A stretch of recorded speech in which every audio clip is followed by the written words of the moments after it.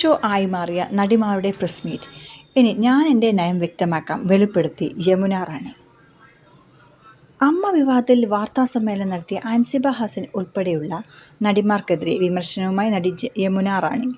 നടിമാരുടെ വാർത്താസമ്മേളനം ഒരു കോമഡി ഷോയാണെന്നും ഈ ചക്കളത്തിപ്പോര് അവസാനിപ്പിക്കണമെന്നും യമുന റാണി പറഞ്ഞു. ഒരുമിച്ച് ചായ കുടിച്ച് പറഞ്ഞു തീർക്കേണ്ട പ്രശ്നമാണ് ഇതെന്നും ഇങ്ങനെ പോയാൽ പ്രേക്ഷകർ തിയേറ്ററുകളിലേക്ക് പോലും വരില്ലെന്നും അവർ പറഞ്ഞു. ഇന്ന് രാവിലെ ഒരു കോമഡി ഷോ കണ്ടുകൊണ്ടാണ് എൻ്റെ സുപ്രഭാതം ആരംഭിച്ചത്.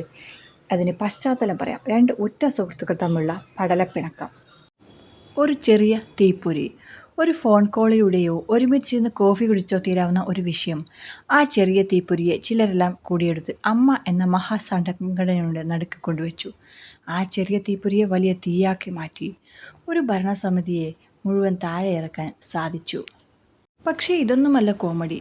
അതിൻ്റെ ഊർജ്ജത്തിലാവണം ഇന്നിപ്പോൾ കേരള സർക്കാരിനെയും ആഭ്യന്തരമന്ത്രിയെയും പോലീസ് വിഭാഗത്തെ മുഴുവൻ പത്രസമ്മേളനത്തിലൂടെ വെല്ലുവിളിച്ചിരിക്കുകയാണ്. സംഘടിക്കണമെന്ന് ജനങ്ങളോട് ആഹ്വാനം ചെയ്തിരിക്കുകയാണ്. എന്താണ് ഈ നടക്കുന്നത്? ഇങ്ങനെ പോയാൽ ജനങ്ങൾ സംഘടിക്കും. ഈ ചക്രത്തി പോരാട്ടം ഇനി വേണ്ട. കയ്യിലിരിക്കുന്ന കാശ് കൊടുത്ത് സിനിമ കാണണ്ട എന്ന് ജനങ്ങൾ അങ്ങ് തീരുമാനിക്കും.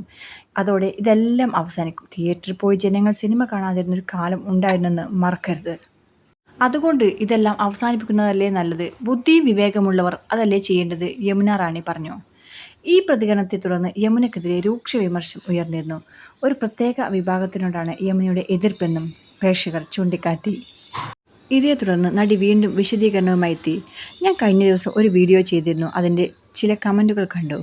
അത് കാണുമ്പോൾ മനസ്സിലാക്കും കാര്യങ്ങൾ അറിയാതെയാണ് ഇവർ പ്രതികരിക്കുന്നതെന്ന്. ഇവരോടൊന്നും ഒരു പരിഭവമോ വിരോധമോ പിണക്കമോ ഒന്നുമില്ല. ജാതിമത രാഷ്ട്രീയ വ്യത്യാസങ്ങളൊന്നും ബാധിക്കാത്ത ആളാണ് ഞാൻ. ഒരു മതപ്പട്ടവും ഞാൻ അർഹിക്കുന്നില്ല. കഴിഞ്ഞ 30 വർഷമായി സീരിയൽ രംഗത്ത് പ്രവർത്തിക്കുന്ന ഒരാളാണ് ഞാൻ. എൻ്റെ മക്കളോട് പറഞ്ഞിട്ടുണ്ട്, എനിക്കെന്തെങ്കിലും സംഭവിച്ചാൽ അമ്മ എന്ന സംഘടനയിലേക്ക് ഉടൻ വിളിക്കണമെന്ന്. അമ്മയുടെ പേരിൽ ഒരു റീത്ത് വെച്ച് ശാന്തി കവാടത്തിൽ എന്നെ എത്തിച്ച് അന്തസ്സായി അവർ യാത്രയാക്കുമെന്ന് എനിക്കറിയാം. കഴിഞ്ഞ 30 വർഷത്തെ കഷ്ടപ്പാടിൻ്റെ ഫലമാണ് അമ്മയിൽ നിന്ന് കിട്ടുന്ന ആനുകൂല്യങ്ങൾ.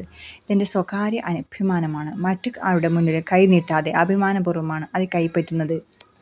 ഈ സംഘടന നശിച്ചാൽ നഷ്ടം ഞങ്ങൾക്ക് മാത്രമാണ്. വ്യക്തികൾ തമ്മിലുള്ള പ്രശ്നം രമ്യമായി പരിഹരിക്കണമെന്നും അത് സംഘടനാ തലത്തിൽ എത്തിക്കരുതെന്നുമാണ് ഞാൻ ആവശ്യപ്പെടുന്നത്.